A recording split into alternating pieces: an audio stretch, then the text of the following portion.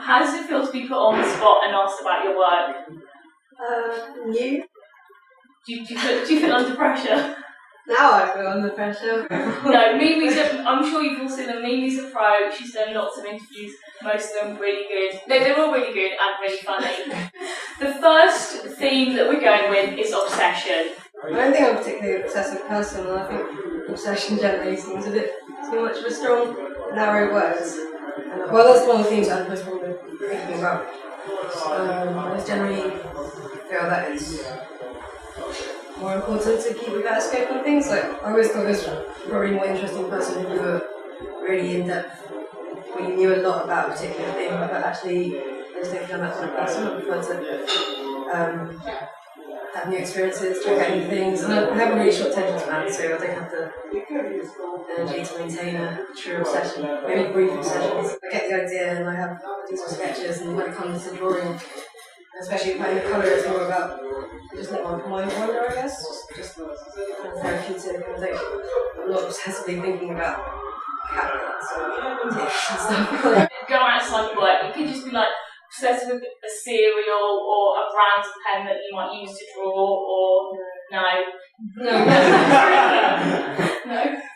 The things I like, there's more like, I like it, I can draw a bit, but I'm not like, oh my god, I can't draw without this particular instrument, it's really good pencil.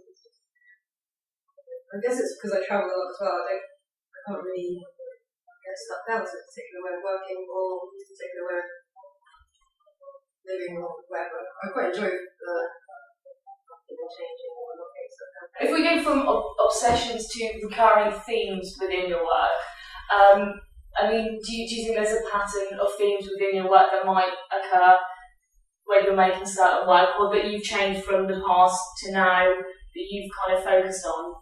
I think there are themes that are just personality based, like it's not a deliberate thing. My work changed quite dramatically from my college.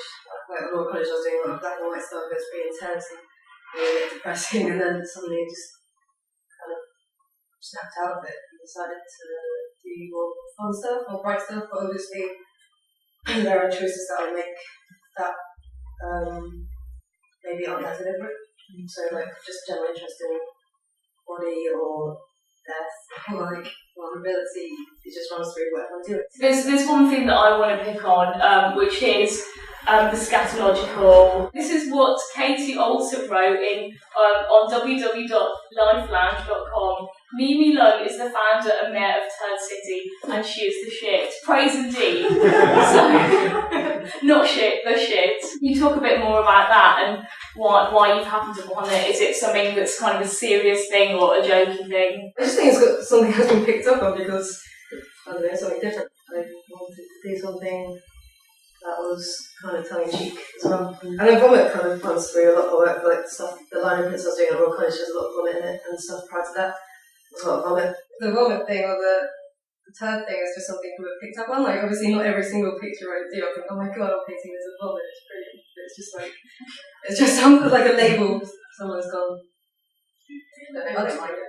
By doing that, do you think you're trying to provoke people? Because obviously they're not nasty things to look at in the way that you render them. Or do you think you're trying to just make people laugh? To an extent, but also, I just think throwing is pretty intense and everybody's done it, everybody who does it probably will do it. Can I read out one more thing that you said? Yeah. Tell a story where you say, I threw up out of the front window of a car once. I tried to hold it back, but it all came flying out eventually. We were going at about 80 miles an hour. It was funny.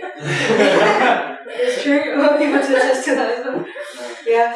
Seriously, was that after a night of heavy drinking or something that just didn't agree with you, or? It was the alcohol that didn't agree with me. Okay. It was a day of heavy drinking. What was the question? The inspirations. There's only 3 different phases. If you're talking about music, I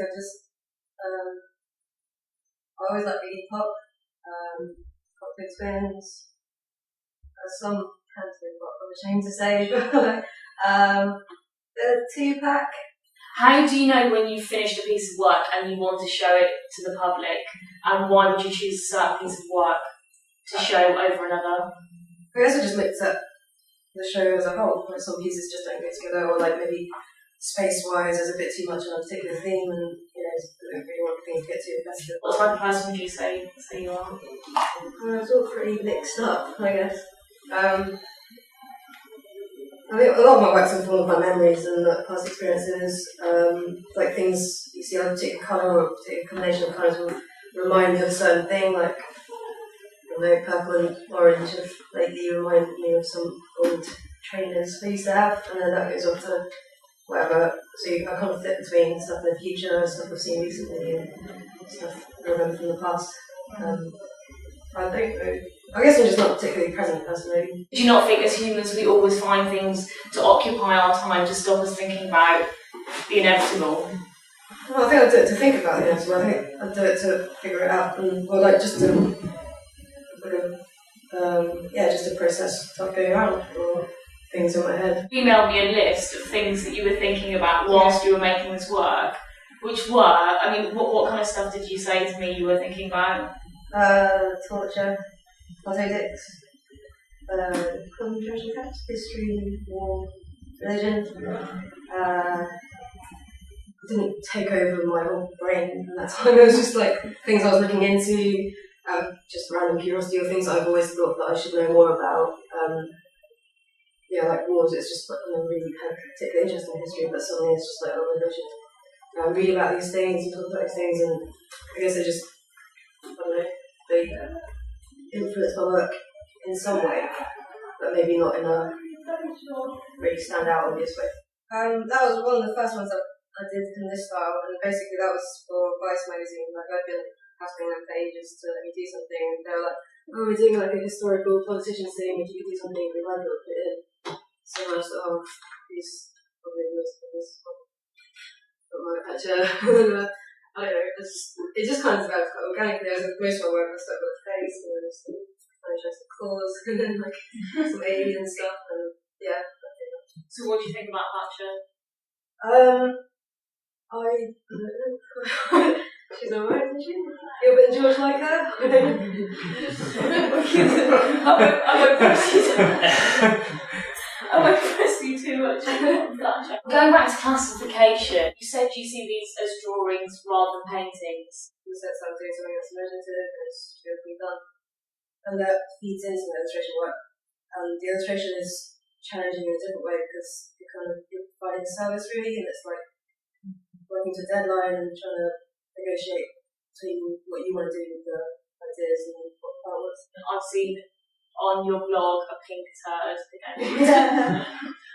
Again, to return to the turd thing. Yeah. Yeah. I didn't make it, I just painted it. That went with the video. But by Duchamp's definition, that probably still has made it, right? Yeah. Just painting it. You can claim it as your own. Yeah. Obviously, you're going to do a bit of fun food stuff in a minute with Blanche and Shock. How did that collaboration come about? I did something for Plan B. It was for ice cream spiritual bands. I did a picture and it was just kind of like big heads, like ice cream heads on a building, and kind of spitting out little balls of ice cream. Sticks. I just want to finish the interview with a quote from something, like when you do anything on the internet and there's little comments at the bottom. Yeah. I just want to read a comment. Anyway, the person says, let's return to the turd, right? How come no city destroyed by turd pictures? You guys really played up the turds one and didn't produce turds and puke, and you didn't deliver.